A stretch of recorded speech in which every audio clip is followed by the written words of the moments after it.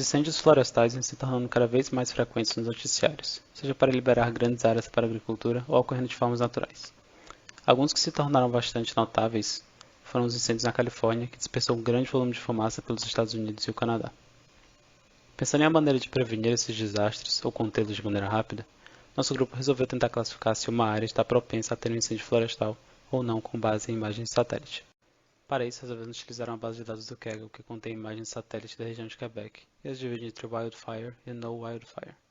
No caso das imagens classificadas como Wildfire, os dados foram coletados pelo autor a partir de informações públicas do governo de Quebec, como as coordenadas de onde ocorreram os incêndios florestais. Então ele utilizou uma API para conseguir as imagens dessa localização sem tempo determinado antes do incêndio. Então, o dataset está distribuído da seguinte maneira. Duas classes. Uma representa áreas onde houve incêndios florestais em um futuro próximo do momento que a foto foi tirada, e outra em que não houve. Vale notar que o dataset estava bem enviesado, visto que a maior parte das imagens anotadas como sem incêndio eram de áreas urbanas e de corpos d'água. Se tratando de um problema que envolve imagens, com bastante dados, optamos por implementar uma rede convolucional. Nos inspiramos pela solução deste usuário do Kaggle. Nossa arquitetura possui 3 camadas convolucionais e de pooling, e 2 camadas totalmente conectadas. Utilizamos Dropod 0.4 e 0.5 nas camadas Fully Connected como técnica de regularização. Antes de treinar os modelos, nós normalizamos as imagens.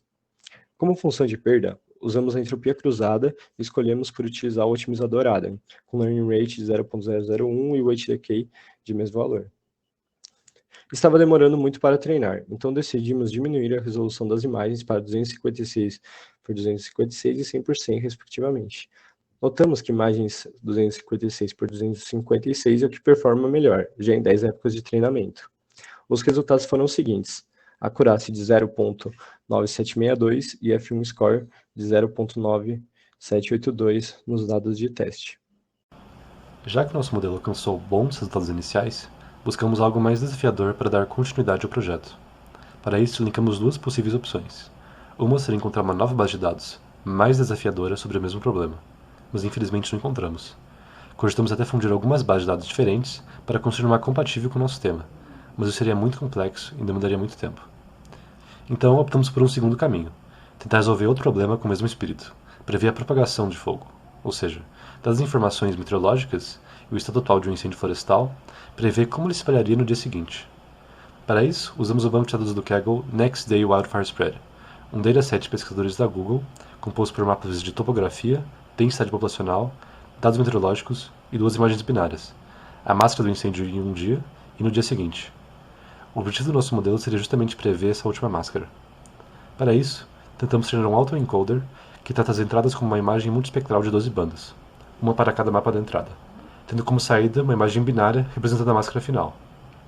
Infelizmente, ainda não conseguimos obter bons resultados, e nossa saída continha bastante ruído. Não sabemos exatamente o porquê disso, mas suspeitamos que seja relacionado a bugs ou até pela quantidade limitada de recursos nas nossas máquinas, impossibilitando o uso de uma quantidade maior de imagens. Por fim, iremos em busca de outras formas de validar e melhorar o modelo do nosso primeiro problema, como aumentar o nosso banco de dados buscando outras imagens de satélite de outras regiões para investigar a alta qualidade dos resultados iniciais. Quanto ao segundo problema que começamos a abordar também, pretendemos melhorar os nossos resultados procurando bugs no modelo ou utilizando outras técnicas como Transfer Learning.